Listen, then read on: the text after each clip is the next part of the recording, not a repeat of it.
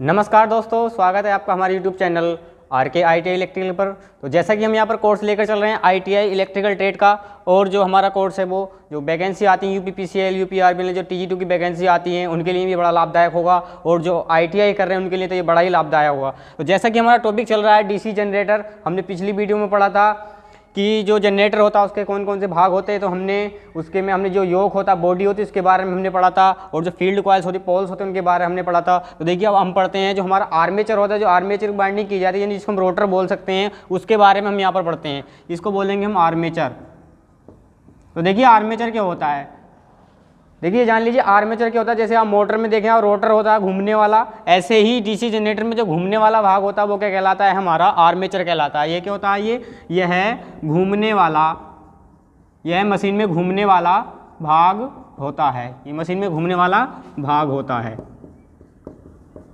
तो आप इसको जैसे रोटर होता है मोटर में, आप इस तरीके से याद रख सकते हैं, जो आर्मेचर होता है ये घूमने वाला भाग होता है। और देखिए ये जो बना होता है, ये आर्मेचर बना हुआ है यहाँ पर, ये जो बना हुआ होता है देखिए ये आर्मेचर बना हुआ है। ये क्या होते हैं यहाँ पर, इसके ये शाफ्ट होती है यहाँ पर, जो बियरिंग के द्वारा बॉडी में कस दिए जाते हैं। और यहाँ पर देखिए ये कम्यूटेटर लगा होता है, इसमें यहाँ पर क्या होते हैं, ये कार्बन ब्रश लगे होते हैं इस तरीके से, यहाँ पर ये कार्बन ब्रश होते हैं यहाँ पर लगे हुए।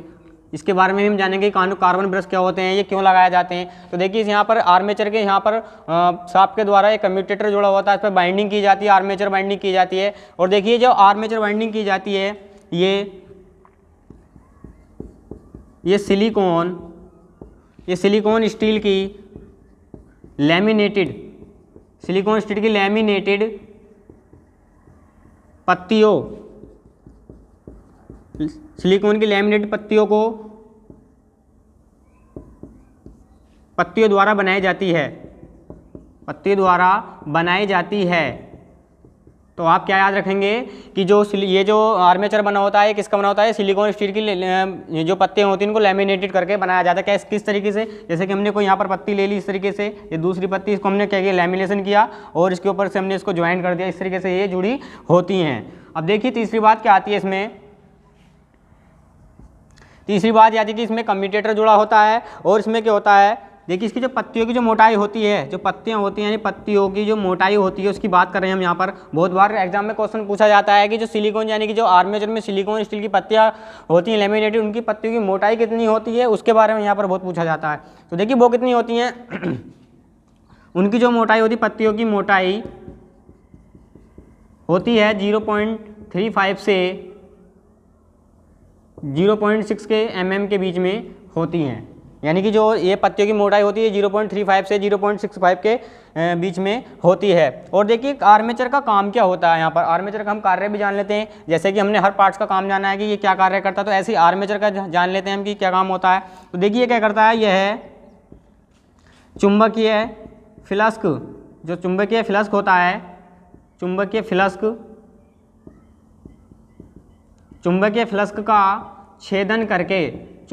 का छेदन करके ईएमएफ उत्पन्न करता है। क्या करता है, ये ईएमएफ उत्पन्न करता है, यानी कि प्रेरित विद्युत भाग बल उत्पन्न करता है यहाँ पर। अब देखिए ये तो आर्मेचर का काम हो गया। अब देखिए यहाँ पर जान लेते हैं कम्यूटेटर का क्या काम होता है। देखिए कम्यूटेटर का क्या काम होता है यहाँ पर, यानी आर्मेचर पर बाइंडिंग पर जो ईएमएफ उत्पन्न हो रहा है ये क्या करेगा, इसको डीसी में कन्वर्ट कर देगा, यानी इसको डीसी में बदल देगा। ये कम्यूटेटर होता है, ठीक है। और देखिए कम्यूटेटर जो होता है हमारा क्या होता है, ये कम्यूटेटर जो होता है ये हमारा हार्ड ड्रोन, ये कम्यूटेटर हार्ड ड्रोन तांबे की पत्तियों से बनाया जाता है। अब कम्यूटेटर की बात कर लेते हैं हम यहाँ पर। कम्यूटेटर क्या होता है, कम्यूटेटर देखिए कम्यूटेटर क्या होता है, ये हार्ड ड्रोन तांबे के बनाया जाता है। हार्ड ड्रोन तांबे की पत्तियों को बैकेलाइट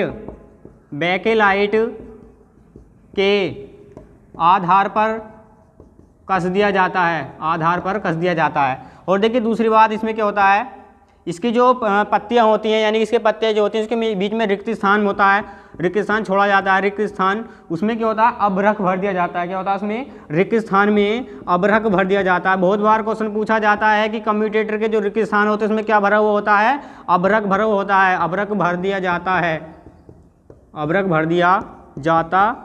है। अब देखिए कम्यूटेटर की हमने बात की यहाँ पर, और कम्यूटेटर का काम क्या होता है यहाँ पर, ये जो इसके अंदर यानी आर्मेचर वाइंडिंग के अंदर जो प्रेरित विद्युत भाग उत्पन्न हो रहा है ये उसको डीसी में बदलता है। अब देखिए कम्यूटेटर पे क्या होता है, ये कार्बन ब्रश लगे होते हैं, ये इस तरीके से कार्बन ब्रश लगे होते हैं। इनका क्या काम होता है, देखिए कार्बन ब्रश के बारे में भी हम यहाँ पर जान लेते हैं, कार्बन ब्रश का क्या काम होता है। देखिए कार्बन ब्रश क्या होते हैं, अगर देखिए पहले मैं छोटी मशीन की बात करूँ यानी कि डायनमो की बात करूँ, डायनमो की बात करूँ यहाँ पर जिसे हम छोटी मशीन बोलते हैं, तो डायनमो में क्या होते हैं, कार्बन ब्रश लगे होते हैं, कार्बन के होते हैं बने हुए, कार्बन के बने होते हैं, किसके होते हैं, कार्बन के बने ब्रश होते हैं।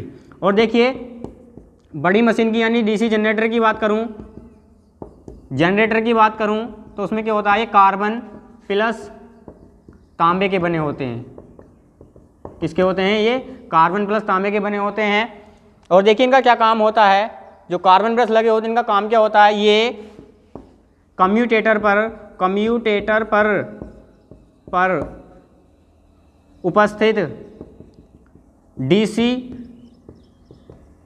को बाह्य परिपथ को प्रदान करते हैं। जो डीसी उत्पन्न होती है हमारे कम्यूटेटर पर यानी कि जो वो बदलता है एसी को डीसी में बदलता है, तो ये क्या करते हैं, ये उसको डीसी को बाह्य परिपथ को प्रदान करना होता है, बाह्य परिपथ को प्रदान करना होता है। और देखिए आप देखिए इसमें ये जान लेते हैं कि इसमें कार्बन ब्रश क्यों प्रयोग किए जाते हैं। तो देखिए कार्बन ब्रश प्रयोग करने का इसमें क्या अर्थ है, तो देखिए ये क्या होता है, ये एक ऑक्सीकृत पदार्थ है, यानी कि ये ऑक्सीकृत का मतलब यहाँ पर क्या है कि जलता नहीं है, ये जलता नहीं है। और देखिए दूसरी बात क्या है, ये अधिक तापमान सह सकता है, और ये इतना नम पदार्थ है कि ये खुद घिस सकता है, लेकिन जो कम्यूटेटर होता है ये उसको घिसने नहीं देता है। तो तीन बातें हो गई इसकी यहाँ पर कि क्यों ये जो कार्बन ब्रश होते हैं ये क्यों यहाँ पर उपयोग किए जाते हैं। तो क्यों, अब देखिए मैं आपको एक बात और बता दूं, यहाँ पर एक क्वेश्चन और पूछा जाता है इसी से रिलेटेड। जो आर्मेचर बाइंडिंग होती है वो हमारी दो प्रकार से होती है, जो हमने भी पढ़ा था आर्मेचर। तो आर्मेचर जो बाइंडिंग होती है, आर्मेचर जो बाइंडिंग होती है वो दो प्रकार की होती है। एक तो हमारी होती है लैप बाउंड, दूसरी होती है हमारी वेव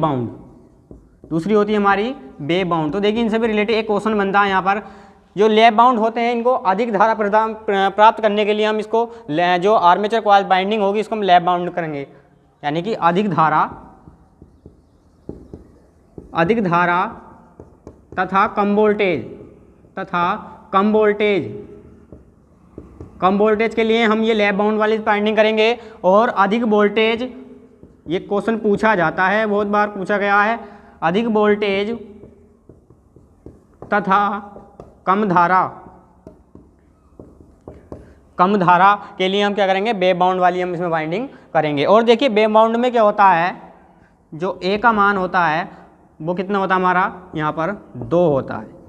कितना होता है यहाँ पर, ये फिक्स मान होता है। यहाँ पर जो मान अगर आपको कोई दिया है कि ये वेव बाउंड में 8 पोल्स की संख्या वाला एक डीसी जनरेटर है, तो वहाँ पर जो पोल की संख्या हो गई तो वेव बाउंड दिया है, यानी कि यहाँ पर पोल की संख्या वहाँ पर 8 दी है, तो वहाँ पर वेव बाउंड की संख्या यानी ए का मान कितना रहेगा, सूत्र होता है हमारा ये इस तरीके से ZN 60 गुणा P/A इस तरीके से होता है। तो क्या होगा इसमें ए का जो मान रखा जाएगा, अगर वेव बाउंड की बात करी जा रही है तो ए का मान कितना रहेगा, वहाँ पर फिक्स रखा जाता है 2, कितना रखा जाता है 2 रखा जाता है।